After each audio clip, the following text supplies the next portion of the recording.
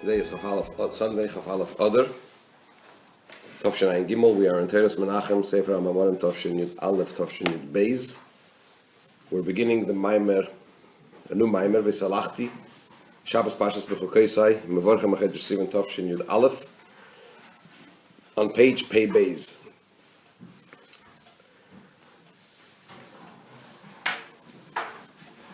Good morning.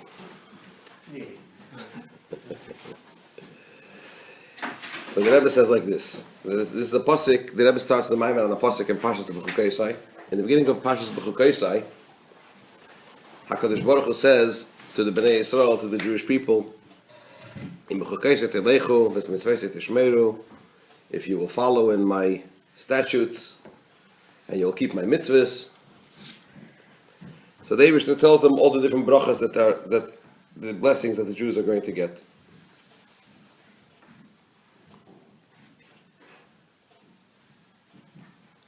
I'll give you rain in its time. I'll give you peace in the land. A sword will not pass through your land. Vhishalachti, I will walk amongst you. I will lead you upright, etc., etc. So this Maimer, the Rebbe starts on the pasuk, Vhishalachti b'seichechem. It's one of the Yehudim, one of the promises that Hashem says He will give to the Jewish people if b'chukaysai telechu you will walk in my statutes, you will walk in my ways. Vhishalachti b'seichechem, I will walk among you. V'hayisi lechem le'elakim, and I will be to you. Good morning. I will be to you as a God. V'atem to you lila'am. Shalom aleichem. I didn't know you were away because I was also away. Anyway, I will walk among you and I will be for you as a God, and you will be to me as a nation, etc. And I will lead you upright. That's the pasuk. We need to understand what is so great about this quality, this promise that the Eibishter says, that God says that I will walk among you. For concerning which it says that if you will walk in my statutes, etc. Then specifically, I will walk among you. In other words, it seems that if you walk in my statutes, if you follow my ways, if you follow the Torah, I will walk among you. So it seems that Vhishalachti b'seichechem, Hashem walking among us, is predicated upon what? Upon the fact it's such a great thing that in b'chukaysai telechu. It's one of the promises that result from b'chukaysai telechu. The Rebbe says it seems that this idea is more usual, more prevalent than just as a promise, as a unique promise for a condition of Vhishalachti b'seichechem. Why? You see, it says in the pasuk, in Pashas Eikev, it says Hashem instructs the Jewish people, Moshe Rabbeinu instructs the Jewish people to walk in all Hashem's ways and to cleave to Him.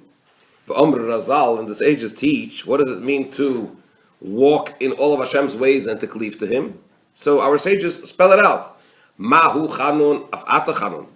Just like God is merciful, is benevolent, so you too should be benevolent. Mahu rachum af'ata rachum. Just like God is merciful, so too you should be merciful. What does that mean? We see that there is this idea of walking in Hashem's ways, and conversely, Hashem walking in our ways among us, right? Also without this special im b'chukaysai telechu. It's a condition which needs to be something usual, something that a person incorporates in their life. It seems that there is always and more constant this idea of walking in the ways of Hashem. What is this great innovation, this special promise that Hashem gives, that He will walk among us, which will be specifically when we follow in His statutes? That's question number one. Question number two, Mahu inyan ve'elech eschem kememius. What is the idea of Hashem promising us that I will lead you kaimemius upright. What does kaimemius mean? Shepirushay bekoimos kufa. The definition of kaimemius means with an upright posture. Upright. As Rashi says, Ubegemara huv ubeis deis b'zeh. In the Talmud, in the Gemara, and Baba Basra, there are actually two opinions concerning this. Two opinions concerning what does it mean, I will lead you upright. Deya achas kimidas hechel. One opinion is that kaimemius means that you will be, Hashem tells us that He will lead us upright, the height of the hechel, of the Beis HaMikdash. Shehi meya amma, which was 100 cubits high. V'deya beis, and the second opinion is kebeis kaimes the Adam Rishon, twice the height of Adam Rishon. The hainu masayim amma, which means 200 cubits, because Adam Rishon was 100 cubits tall. In fact, I think he was initially 200 cubits tall, but after the Chet Tzadas, after the sin of the eating from the tree of knowledge, Hashem reduced his height to, He cut him down to size. He cut him down by 100 cubits. Right? Anyway, so this is what it says in the Gemara. So we need to understand what is the idea behind this and what's the special quality that this represents. Page 82, Pei Beis. Yeah. The Maimer of Vhishalachti. Okay. We just finished the first paragraph where the Rebbe stops, focuses on this promise that Hashem gives us, that if we walk in Hashem's statutes, He will walk among us. So he discusses what is the idea of Hashem walking among us, and what is the idea of Hashem leading us upright, with an upright posture, whether it's 100 cubits tall or 200 cubits tall, high, as the Gemara says. The Rebbe says we need to understand what is all this. What are the ideas that this represents? The Rebbe goes on in the second paragraph. We even more need to understand as follows. Shaharei. In these promises, in these two promises of Vhishalachti b'seichem that I will walk among you and I will lead you upright, we find a special quality among these two promises relative to the other promises that we find in the same parsha. The point that Rebbe makes is that it seems that these two promises are specific to a time when Mashiach will come. In other words, these are promises that we do not merit, certainly not in the full measure, before Mashiach comes. Whereas the other promises that Hashem promises us in this parsha is not necessarily related to the time when Mashiach comes. And the Rebbe spells it out. There's a special quality in these two promises of Vhishalachti b'seichem, Hashem walking among us, and Him leading us upright. We find an added factor in these two promises relative to the others that are said in this parsha. All the other promises are not dependent on a certain time period. Which time period? The time to come. They're not specifically related to the time to come. In fact, they can also be, they can happen at any time, if the conditions are met. Any time when we follow Hashem's statutes, then what happens? I will give you rain in their times. And all the other promises that we find in this parsha, with the exception of these two, of course. To prove this, the Rebbe says, we find in the Talmud of Tainis, that in the days of Shimon ben Shotach, the Tana, the wheat grains were the size of kidneys. Which is, in fact, it was similar to what's going to be when Mashiach comes, because in another Talmud, in Ksubis, the Talmud says that when Mashiach will come, wheat is going to be the size of kidneys. So we see that there could be promises that Hashem grants the Jewish people that will take place even before Mashiach comes. However, says the Rebbe, concerning the fact that the wheat grains were like the size of kidneys that took place in the times of Shem B'Shatach, we could say that this was just only similar and as an example for what's going to happen when Mashiach comes. In fact, the Talmud in Ksubis, when it talks about the size of wheat, it says it's going to be the size of, each grain is going to be the size of two kidneys of a very large ox. That's what the Talmud says in Ksubis. In the Talmud over here, when he talks about Shimon B'Shatach, in Masechta Tainis, it says that the wheat grain was the size of kidneys. It doesn't say two, it doesn't say a big ox. So the Rebbe says maybe over there it means it was just similar or compared to what's going to be when Mashiach comes.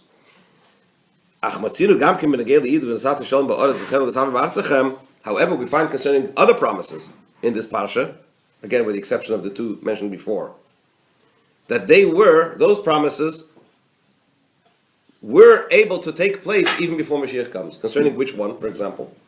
He says, for example, the promise that says, God says, I will give peace in your land, and a sword will not pass through your land. Okay? So what does the pasuk say? Two things. Number one, I will give peace in the land. The second thing the pasuk says is, Hashem promises, and a sword will not pass through your land. The Talmud learns from this that a sword will not pass through your land. It must mean, the Talmud says, what sword are we talking about? Are we talking about a sword of war? It already says, I will give peace in the land. If there's peace in the land, there's no war, so there's no sword. So the pasuk is obviously not repeating itself. What's the pasuk referring to? Afilu cherev shel shalom. Even a sword of peace will not pass through your land. And the Gemara tells a story. The Gemara says that in the times of King Shiur, he was the king in Israel, in Eretz Yisrael, and there was a king in Mitzrayim. The king in Egypt was Parei Nechai, the limping Parei. In fact, I think there were two, but there were two different Parei Nechais. But this was in that time in Mitzrayim, Parei Nechai was the king, and Parei Nechai waged war against, I think, Syria or in the north. He had a gripe with somebody with Bavel, with Nebuchadnezzar, I think it was. I'm not sure with whom. Someplace in the north. And in order to get to the front to battle against them, he had to pass through Eretz Yisrael. He was going from the south, along the sea, along the coast, up to north to Bavel. So Yeshio came out to Megiddo to block his way, not to let him go through. So Parei Nechai turns to Yeshio and he says, well, what's your problem? I'm not coming to wage war against you. Let me go through your land, and please do not start up with my God. With God, he says. So Yeshio said, who does he mean when he says don't start up with God? He means his Avodah Zarah, his idol, right? If that's the case, I'm going to block him, and I'm not going to let him pass. Why? Because in the pasuk it says, the sword will not pass through your land. And what happened was, in fact, Yeshio waged war against him. And he got killed in the battle. Yeshio got killed. He didn't prevail. Says the Gemara, why not? His sin was that he did not consult the prophet. The prophet at that time, I think, was Yirmiyahu Hanavi. And he didn't consult Yirmiyahu Hanavi whether or not he should actually go ahead and do this. Why? So, what's the word? So the Gemara says, he did not know that his generation was not meritorious in Hashem's eyes enough for this promise to be fulfilled. That a sword of peace should not pass through your land. Had he consulted Yirmiyahu, he would have known, yes, the promise is a promise, but the generation is not worthy. And you shouldn't have done it. So Vos the Pshat, says the Rebbe, doesn't mean that the promise couldn't have taken place before Mashiach came. The promise, in fact, was a promise that a sword of peace will not pass through your land. Had the generation been worthy, then even this promise would have been fulfilled then, even before Mashiach comes. So the fact that the promise wasn't fulfilled is no proof that it won't be fulfilled until Mashiach comes. In other words, it's not time dependent. There are certain promises that I was going to spell out. These two, the first two upon which the Rebbe bases the Maimer, that irrespective of how meritorious we are, or anybody is, at any given time, those two promises cannot be fulfilled in full until Mashiach comes. Whereas the other promises, particularly he gives it as an example, this one about the peaceful sword not passing through your land, could take place even before. The proof is from this story of Yeshayahu himself, that the reason that it didn't happen is only because the generation wasn't meritorious. But had they been meritorious, it would have been fulfilled.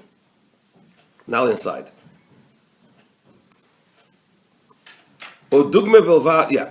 We find at the bottom of the page of Pebez. We find concerning the promise of Asat Shalom Ba'oretz, I will give peace in the land, etc. The sword will not pass through your land. Because of this promise that a sword will not pass through your land, Yeshayahu did not allow Paroi to pass through Eretz Yisrael on the way to his war that he was fighting. Why? Because Yeshayahu learned this pasuk, and the sword will not pass through your land. That the intention of the pasuk is not to a sword which is not peaceful. Why? In other words, a sword of war against Eretz Yisrael, Chas v'Shalom, because the pasuk already says, "I will give peace in the land." So, what does it mean? A sword will not pass through your land. It must mean something else. But the intention must be, Yeshayahu said rightly, that it refers even to what? To a sword of peace. The inyan zeh hoya b'pshitus etzlai. This idea was so simple to him. This definition was so simple to him, so obvious. He didn't even find it necessary to consult Yirmiyahu. That's how simple this definition was, so far as Yeshayahu was concerned, and rightly. This is indeed what the pasuk means. Says the Rebbe, but he was punished for it. So the Rebbe says, he was punished not because he didn't learn pshat. He didn't explain the pasuk correctly. He explained the pasuk correctly. He wasn't punished because of that. He was punished because his generation was not favorable in the eyes of the Eibishter. They were not meritorious. They were not meritorious enough. But if not for this, in other words, if the generation would have been meritorious, then this promise should have been fulfilled even then, in the time of Yeshayahu. So what do we see from all of this? What's the bottom line? From this we understand that the promises in this parsha of B'chukei Telechu are not dependent on the time, on the future time specifically. They can happen at any time. Any time when B'chukei Telechu, any time when we follow Hashem's ways, all these promises follow. All, with the exception of these two that we mentioned, Hashem walking among us and Him leading us upright. However, concerning the promises of Hashem saying that Hashem promising that He will walk among us, etc. And I will lead you upright. The Ramban and Rabbeinu B'chaya write, you should know. This is a quote. These promises the Jewish people never reached not in the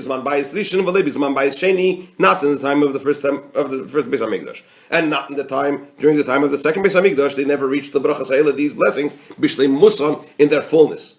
Loi harabim v'loi hayechidim mehem, not the many, and not even the special among the Jewish people. In other words, not even the greatest tzaddikim.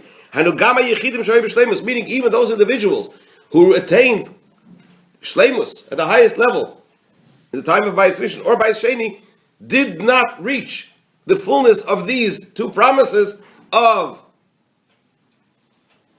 Vhishalachti b'seichechem, I will walk among you, and v'elech eschem kememius, and I will lead you upright. When will they be in their fullness? They will only take place in the future redemption in the time of the third Beis Hamikdash.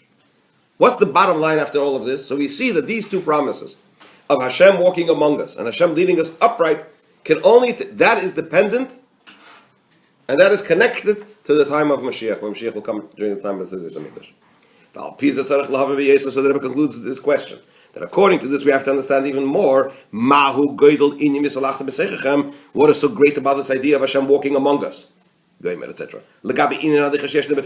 Even greater than the constant walking of Hashem among us, as the Rebbe spelled out before, that there is the idea of Hashem, there is the idea of Hashem walking among us, Achrei Hashem Teilechu, and so on and so forth. So there is the idea of Hashem walking among the Jewish people, but it's materially different than the promise of Vhishalachti b'seichechem, Hashem walking among us, that we are promised in Bechukei Sai, which will only take place when Mashiach comes. What's so special about this?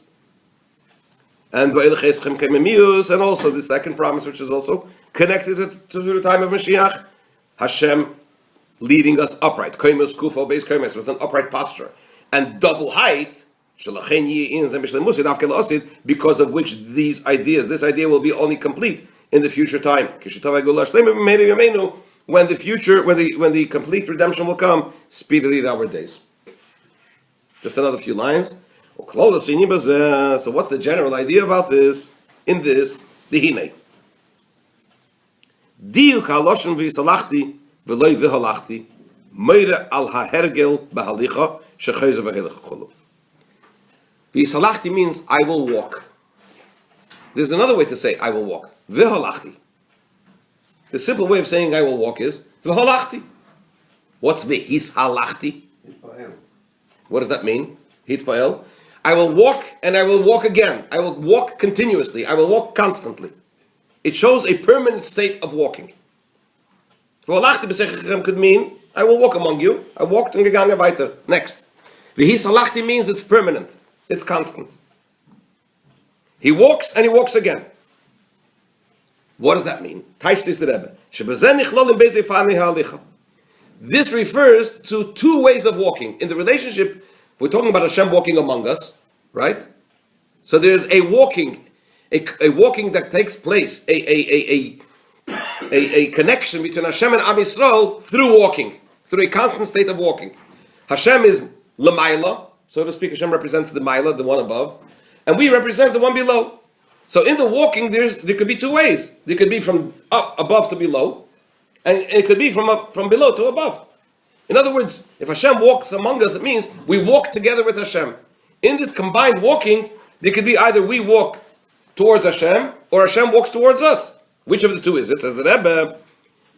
This includes both of them. Halicha milmayla lamata, the walking from above to below. V'halicha milmata lamayla, the walking from below to above. And not only does it include both, but both of them together. Both of them at the same time. That's the idea of Vhishalachti.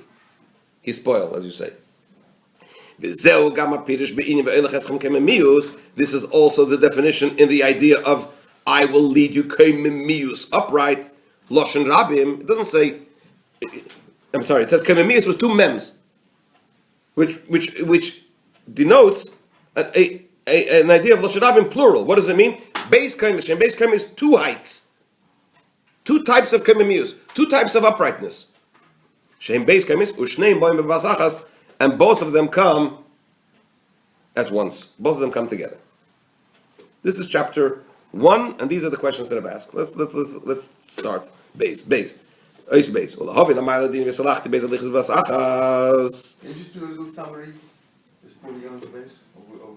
The summary is in 2 words. The summary is like this: In Bechukei Telechu, Hashem says, if you follow my statutes, right, and you will keep my mitzvahs, the Eibishter gives a whole bunch of promises. Says the Rebbe that all the promises in this parsha are not. The condition for them is, the condition for all these promises is following Hashem's, following Hashem's ways. And if at any time we follow Hashem's ways, these promises come about. Besides 2, with the exception of 2. The 2 are V'Hishalachti b'seichechem, I will walk among you, and the other one is V'Elech kememius, and I will lead you upright. And the Rebbe proves it. So the Rebbe says, what is this idea of these 2 promises that are so special that they can only take place when Mashiach comes? That's the question. So the Rebbe begins to explain that the idea of Vhishalachti b'seichechem miloshin hispoil means a constant walking, a constant permanent state of walking, and not only a permanent state of walking, but a combined walking of the above to below and the below to above. And Kememius is also, Kememius double height, is also a similar idea of what? Two heights and both of them combined together. This is the outline. What does this mean? Just another couple of lines. To understand the special quality in this concept of Vhishalachti, walking in a way of two types of walking both together. We first have to preface this by first explaining the two types of walking.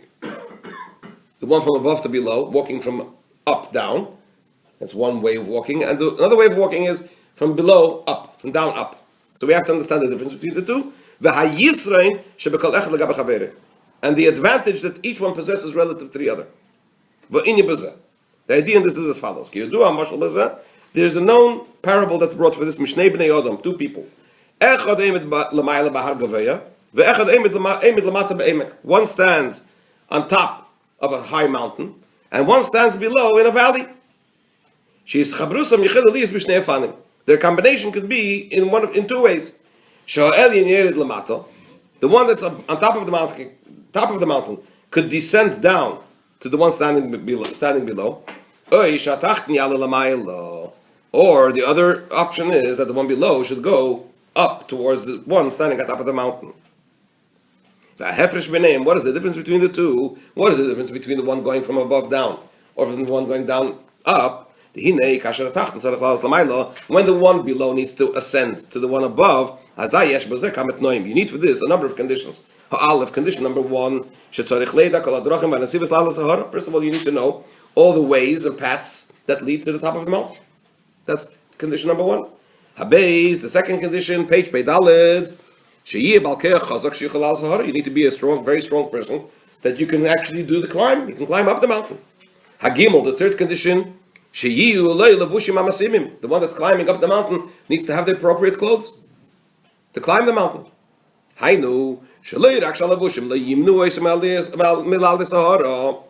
These garments that he's wearing, these special clothing that he's wearing, not only shouldn't he wear clothing that hinder him from ascending, but more so, you need clothing that assist you in your ascent up to the mountain.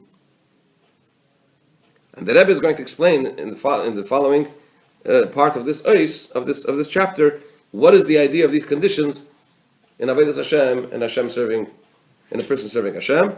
And for that we will continue with Hashem tomorrow morning.